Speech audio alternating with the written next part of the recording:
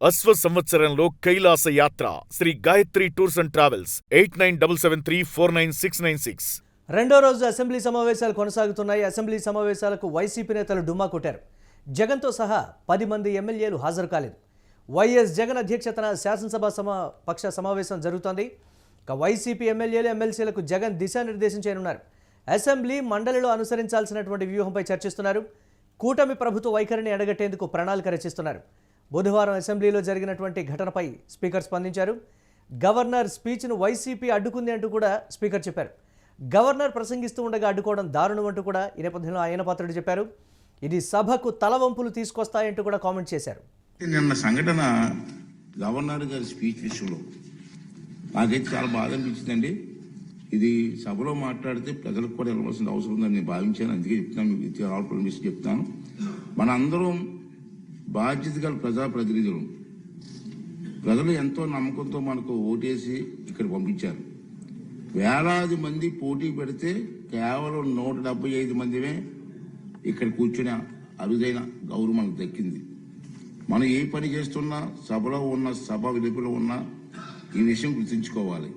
సభా గౌరవాన్ని పెంచకపోతే పర్వాలేదు, కానీ దిగజార్చే హక్కు మాత్రం మనకు లేదు అన్న విషయాన్ని ప్రతి ఒక్కరు గుర్తుంచుకోవాల్సినటువంటి అవసరం ఉంది. దురదృష్టవశాత్తు నిన్న మనం ఆహ్వానం మేరకు సభకు వచ్చేసిన గవర్నర్ గారు ప్రసంగిస్తుండగా మనం చూసిన దృశ్యాలు మనకు ఖచ్చితంగా తలవంపులు తెచ్చేవే. చాలా బాధ అనిపించేది. ప్రజలు మన నడవడికని నిత్యంతగా కనిపెడుతూ చూస్తూనే ఉంటారు. అవకాశం దొరికినప్పుడు బుద్ధి చెప్పడానికి వెనకాడరు. నాకు మరీ బాధ కలిగిన విషయం ఏంటంటే, విద్యార్థుల్లో చట్టసభలు అంటే అవగాహన పెంచే ఉద్దేశంతో వారిని సభా కార్యక్రమాలకి చూసేందుకు ఆహ్వానించాను. రాష్ట్రంలో ఉన్నటువంటి అన్ని కాలేజ్ స్కూల్స్కి అన్నిటి కూడా మెసేజ్ పంపించి, ఇలాగ అసెంబ్లీ జరుగుతుంది, మీకు ఇంట్రెస్ట్ ఉన్న వాళ్ళ స్కూల్స్ ఎవరు ఉంటే మాకు మెసేజ్ ఇవ్వమని చెప్పి నేను అందరిని ఆహ్వానించాను. ఆహ్వానిస్తే చాలా మంది వచ్చారు.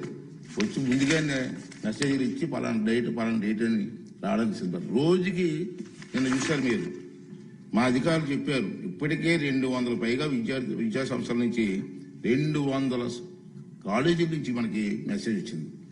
మా పిల్లలు తీసుకొస్తామండి, మాకు అవకాశం ఇవ్వండి. అది ఈ అసెంబ్లీ టైంలో అందరికీ రోజుకి ఒక స్ఫూర్తి ఇస్తున్నాం. వాళ్ళు కూడా అసెంబ్లీ ఏంటి అన్న అవగాహన వస్తున్న ఉద్దేశంతో.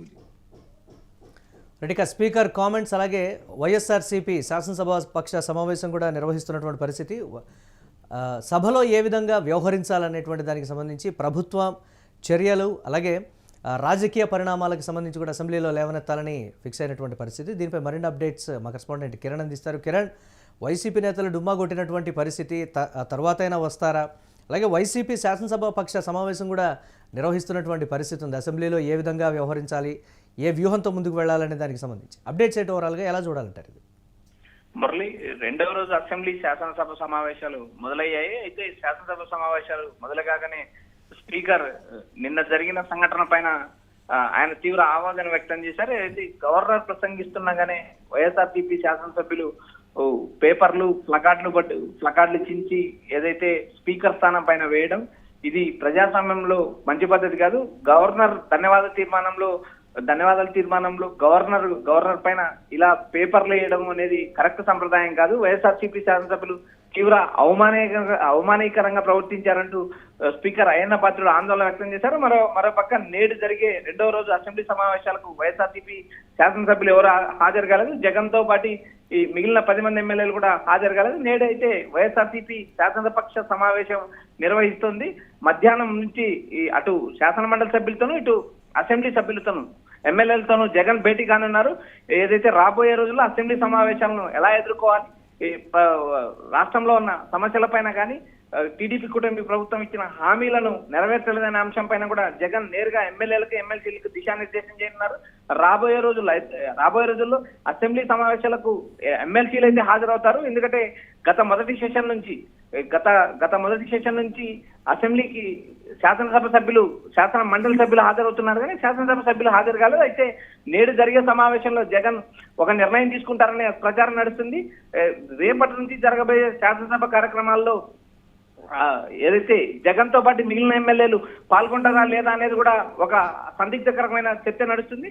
అయితే ప్రధానంగా ఇక్కడ మండలినే నమ్ముకొని వైసీపీ రాజకీయాలు చేస్తుంది. మండలిలో బొత్స సత్యనారాయణ ప్రతిపక్ష నేతగా ఉన్నారు. ఆయన ప్రభుత్వాన్ని నేరుగా నిలదీస్తున్నారు. అదేవిధంగా అటు ఉత్తరాంధ్రలో జరిగిన పరిణామాలు, రాష్ట్ర వ్యాప్తంగా జరుగుతున్న పరిణామాలు, ఇటు వైఎస్ఆర్సీపీ నేతలపై దాడులు, మరోపక్క ఉత్తరాంధ్రలో గీతం సంస్థకు అప్పనంగా 5,000 కోట్ల విలువైన భూములు కట్టజెప్పడం, ఇలా సమస్యలపై రాష్ట్ర వ్యాప్తంగా టీడీపీ కూటమి భూముల పందారం పైన మొత్తం అసెంబ్లీలో చర్చ జరగనున్నది. అయితే ఇక్కడ అసెంబ్లీకి జగన్ తో పాటు మిగిలిన ఎమ్మెల్యేలు హాజరవుతారా లేదా అనేదే ఒక ప్రశ్నగా మిగిలింది. మిగిలిన వైసీపీకి సంబంధించిన 34 మంది శాసన మండలి సభ్యులు కూడా నేరుగా అసెంబ్లీ సమావేశం హాజరవుతున్నారు.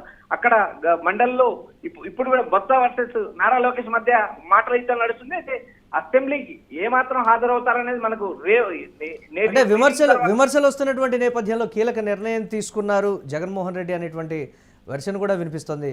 నేరుగా సభకు హాజరయ్యి దీనికి సంబంధించి తమ గళం విప్పేటువంటి ఛాన్సెస్ కూడా ఎక్కువ ఉన్నాయనేటువంటి మాట. దీనికి సంబంధించి ఏంటి కిరణ్? మురళి, ప్రజాస్వామ్యంలో అత్యున్నత వేదిక అసెంబ్లీ. ప్రజల సమస్యలు పరిష్కరించడానికి కూడా సరైన వేదిక అసెంబ్లీ. అసెంబ్లీ సమావేశాలలో ప్రజల సమస్యలను అడ్రస్ చేయడానికి ఒక మంచి అవకాశం. ఏదైతే ఎమ్మెల్యేలు వైసీపీకి సంబంధించిన 11 మంది ఎమ్మెల్యేలు కావచ్చు, కూటమికి సంబంధించిన 164 మంది ఎమ్మెల్యేలు కూడా అసెంబ్లీ సమావేశాలను సద్వినియోగం చేసుకోవాలంటూ స్పీకర్ పదే విజ్ఞప్తి చేస్తున్నారు. ఎందుకంటే రాష్ట్రంలో ఉండే సమస్యలు మీడియా ముందు అడ్రస్ చేయడం కన్నా అసెంబ్లీకి వచ్చి అడ్రస్ చేస్తే ప్రజల సమస్యలు పరిష్కరించబడతాయి. ప్రజలకు సమస్యలు ఏమున్నాయో తెలుస్తాయి. ప్రజా సమస్యల వేదిక అసెంబ్లీ అంటూ స్పీకర్ డిప్యూటీ స్పీకర్ పలుమార్లు విజ్ఞప్తి చేశారు. అయితే ఇప్పటికీ దాదాపు 6 నెలల కాలంలో అసెంబ్లీకి వైసీపీ ఎమ్మెల్యేలు హాజరు కాలేదు. అయితే నిన్న అసెంబ్లీ సమావేశానికి హాజరయ్యి గవర్నర్